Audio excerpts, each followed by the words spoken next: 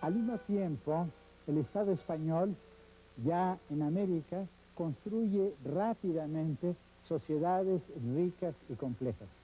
Y la rapidez con que se edifican estas nuevas sociedades contrasta, por ejemplo, con la lentitud en otras partes del mundo, por ejemplo, en las colonias americanas de Inglaterra. En 1604, el poeta Balbuena escribe Grandeza Mexicana, menos de 100 años después de la caída de Tenochtitlan. Este poema es un testimonio vivo, diríamos, de cómo el Estado español ha organizado rápidamente sus dominios de ultramar. Así pues, véase desde el punto de vista de los aztecas, que también estuvieron animados por la misma voluntad unitaria, que desde la perspectiva hispánica, la conquista de América tiene este significado: unificar la diversidad de pueblos, lenguas, culturas y sociedades que componían el mundo prehispánico. Los españoles, en lugar de esta pluralidad de culturas, afirman una sola fe, una sola lengua y un solo Señor. Crean así las bases de la futura nacionalidad mexicana. Pero hay que advertir que esto ha sido fruto de una violencia imperial. No pocas veces los historiadores han subrayado con lápiz negro ciertos rasgos de la sociedad novohispana.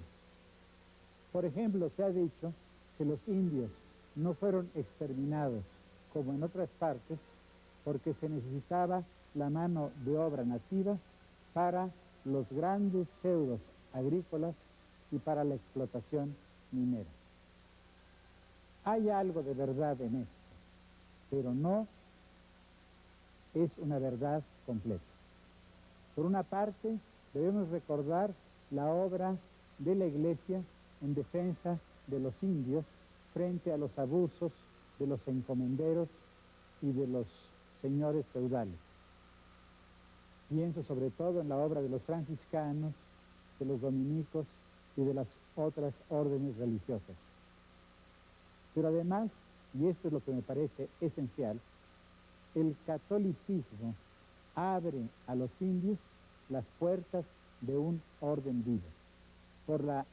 Por el bautismo, los indios, en una situación de orfandad terrible y difícil de imaginar para un hombre moderno, porque sus dioses habían desaparecido y sus jefes y señores habían muerto, los indios, digo, en situación de orfandad, encuentran en la Iglesia un refugio, un nombre y un lugar.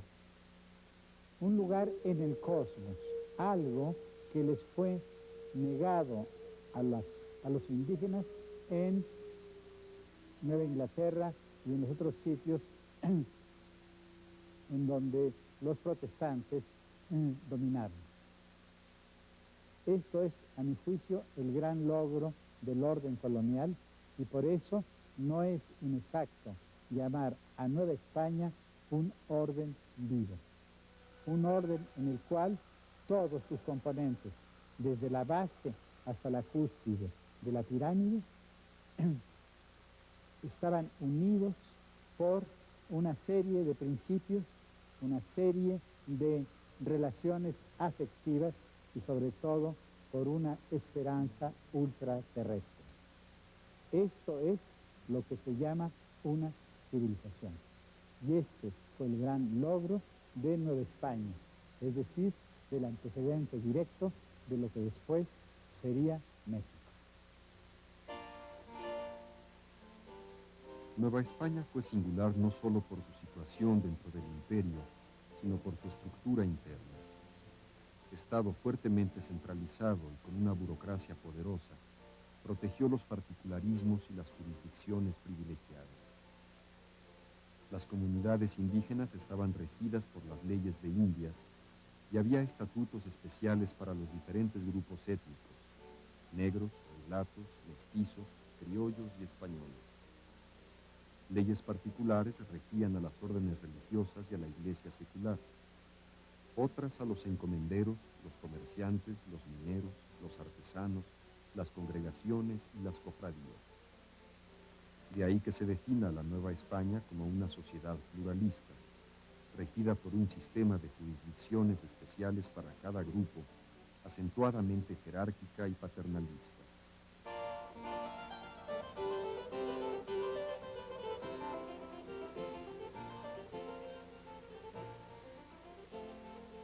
Después de esta breve descripción, no es difícil aceptar el diagnóstico del historiador norteamericano Moss acerca de la naturaleza del régimen de Nueva España.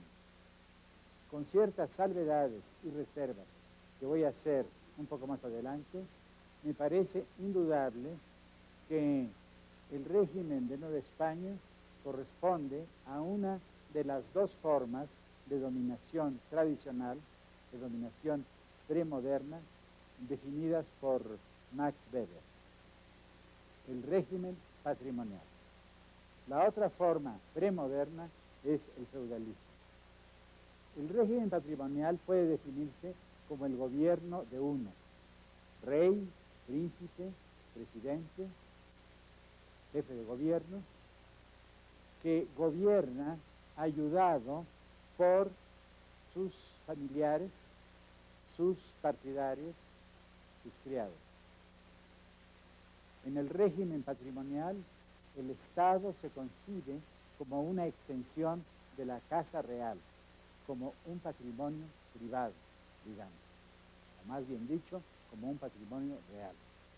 En el feudalismo es lo contrario. Los varones, la nobleza, fundada en la propiedad de la tierra y en las armas, gobierna o comparte el gobierno como un privilegio propio, por la nobleza de la sangre.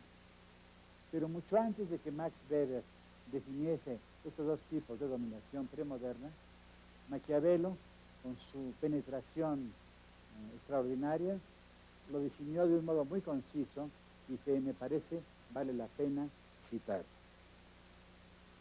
Todos los reinos de que se guarda memoria, dice Maquiavelo, han sido gobernados de dos maneras diversas, o por un príncipe y sus esclavos y criados, los cuales lo ayudan a regir el reino por su gracia y permiso, o por un príncipe y sus varones, los cuales deben su rango no a la gracia del soberano, sino a la antigüedad de la sangre. En el régimen patrimonial, el príncipe gobierna con sus criados y sus familiares. En el régimen feudal, el príncipe gobierna con una aristocracia hereditaria. Y de ahí las dificultades que tiene el poder central en el feudalismo para gobernar. Es claro que el régimen de Nueva España fue un régimen patrimonialista, como lo fue el de España y en general el de todos los países europeos durante la época de la monarquía absoluta. Lo mismo en Francia que en Inglaterra o que en las pequeñas ciudades italianas. Lo extraño, lo revelador, es que en el siglo XVIII se inicia una evolución hacia la modernidad y poco a poco el régimen patrimonialista desaparece, pero no en México. Esta es una de las herencias de la Nueva España. Todavía, hasta la fecha, los jefes de Estado, los gobernadores, los ministros, conciben todavía al Estado como su patrimonio personal, como una extensión de su patrimonio. En el régimen patrimonialista, el poder central debe cuidar que no crezca una aristocracia hereditaria. Y de ahí que la corona española siempre haya tratado de limitar el poder, primero de los encomenderos y después de la aristocracia de los terratenientes mexicanos. De ahí también que haya de los terratenientes criollos, para hablar más exactamente. De ahí también que haya protegido la propiedad comunal de la tierra, porque era un obstáculo a la extensión del poder territorial de la aristocracia criolla. Otro elemento característico del régimen patrimonialista es este. Cuando los dominios son muy extensos y el rey necesita enviar a un virrey para que gobierne en su nombre, como era el caso de Nueva España, siempre se corre el peligro de que el virrey, de que el mandatario se alce con el reino, como se decía en aquella época. Y para evitarlo, el nombramiento de los virreyes era por poco tiempo, 3 años en general, que a veces se prolongaba hasta 6 años. Así pues vemos cómo el régimen patrimonialista en aquella época está siempre en lucha permanente con las posibilidades de la emergencia de una aristocracia feudal, cosa que no se realizó plenamente en Nueva España, por lo demás.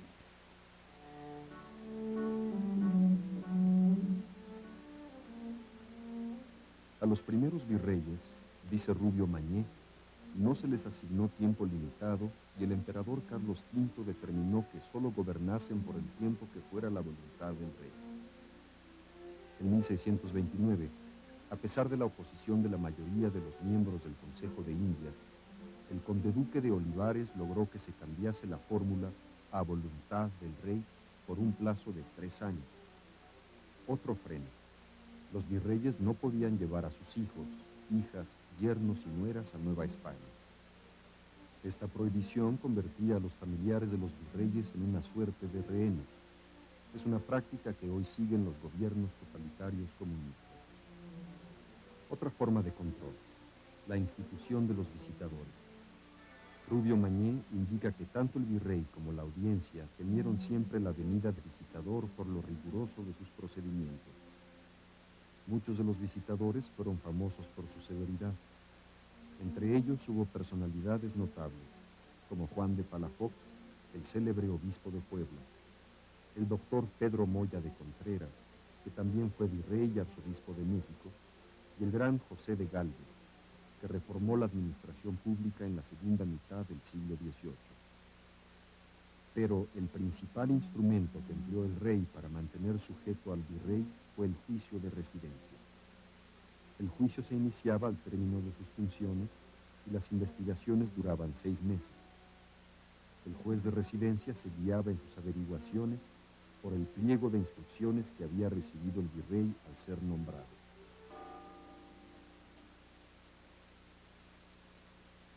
¿Cómo pueden definirse las relaciones entre el virrey y la audiencia? Era un sistema de pesos y contrapesos, pero asimismo era un juego de espejos. El virrey era el presidente de la Real Audiencia.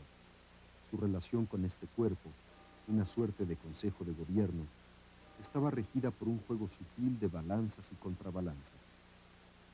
La Real Audiencia no era el poder, sino su freno, a un tiempo el límite de la voluntad del virrey y los oídos y los ojos del monarca ausente. Ningún virrey podía gobernar sin su cooperación, su apoyo y su aprobación. Si no era la lengua que ordena ni el brazo que ejecuta, la audiencia era la oreja que escucha y la mente que delibera, y sin cuyo consejo no es posible tomar decisión alguna. Dentro de la deliberada ambigüedad en la división de funciones que caracterizaba al sistema hispánico ultramarino, la audiencia era, ya que no la suprema instancia, sí la otra instancia. Nueva España era un intrincado tejido de influencias, poderes y jurisdicciones. Frente al poder político y judicial del virrey y la audiencia, estaba el poder moral y religioso del arzobispo de México. A su vez, el arzobispo tenía un rival en el obispo de Puebla, la otra gran ciudad novohispana. Y ambos debían enfrentarse a las poderosas órdenes religiosas.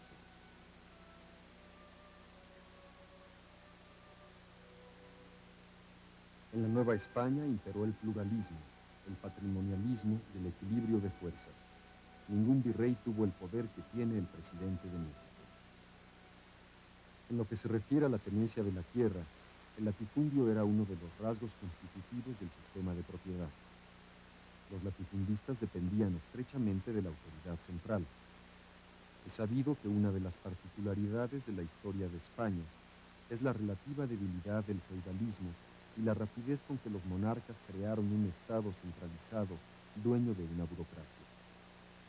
En Nueva España se reprodujo la situación de la metrópoli y aún se acentuó. El centralismo triunfó contra los intentos de la embrionaria clase feudal. Pero frente al latifundio existió la propiedad colectiva de la tierra. Por una parte, la propiedad eclesiástica, cuyo conjunto de posesiones era inmenso. Por la otra, la de los pueblos y comunidades. Esta última se remontaba al período prehispánico. Era una propiedad fundada en el vínculo consanguíneo y religioso, el calpulli, que no era divisible ni enajenable. La corona tenía interés en proteger la propiedad comunal porque así limitaba el poder económico y político de la aristocracia criolla terrateniente, que era el único grupo que podía tener veleidades separatistas. Hay que mencionar, asimismo, a la extensa e intrincada red de asociaciones, congregaciones y cofradías de artesanos. El Estado tenía el derecho de exigir prestaciones o contribuciones a los particulares, pero a diferencia de lo que ocurre en la sociedad capitalista, el responsable no era el individuo, sino la corporación. Estas prestaciones podían ser en dinero o en trabajo. La imagen de Nueva España como un reino dependiente, patrimonialista, pluralista y acentuadamente mercantilista, en cuyas estructuras económicas convivían el latifundio y el ejido, las corporaciones y los gérmenes capitalistas, es a todas luces insuficiente.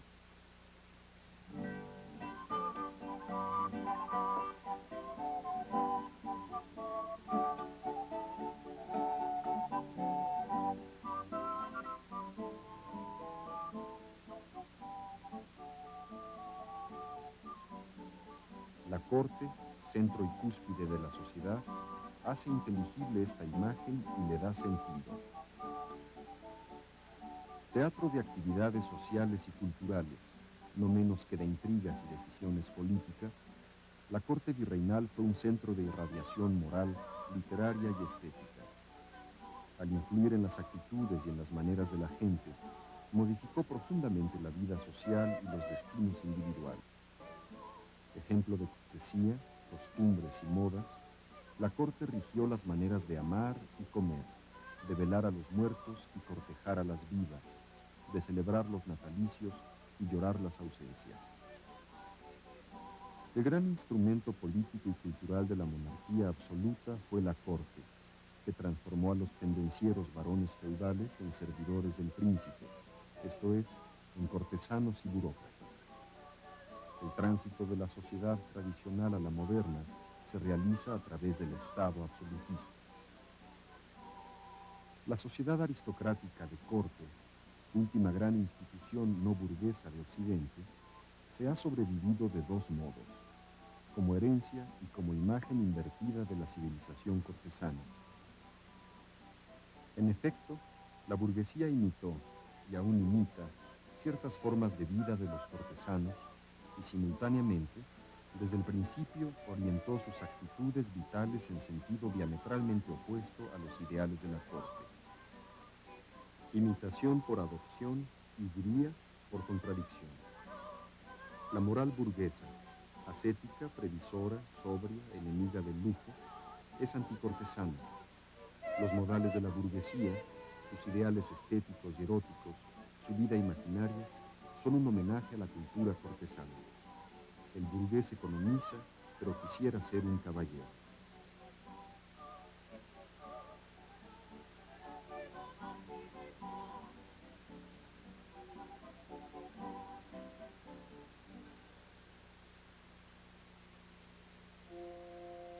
Pero la palabra eje, que definía y justificaba la acción histórica de España y la existencia de su imperio, fue evangelización.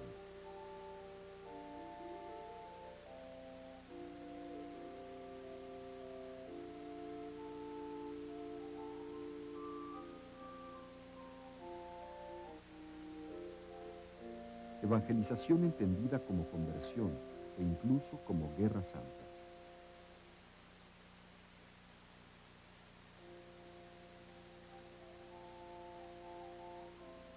La dicotomía medieval, paganismo-cristianismo, tuvo en Nueva España mayor fuerza y actualidad que en la metrópoli.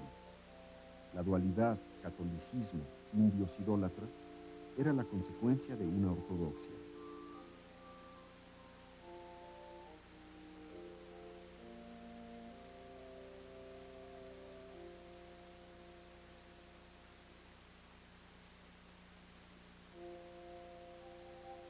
A su vez, la ortodoxia requería, como la mano necesita simultáneamente la regla y la espada, una iglesia y un Estado. También en esto España se distinguió, en el alba de la modernidad, de los otros estados europeos.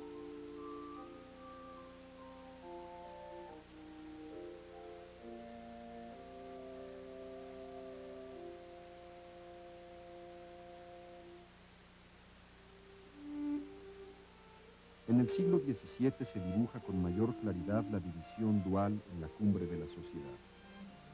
El poder político y militar era español, el poder económico criollo.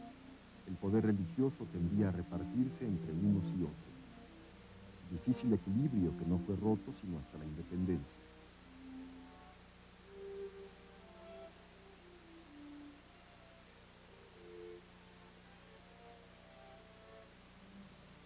Pero no olvidemos que la creación más compleja y singular de Nueva España no fue individual, sino colectiva, y no pertenece al orden político ni económico, sino al religioso, el culto a la Virgen de Guadalupe.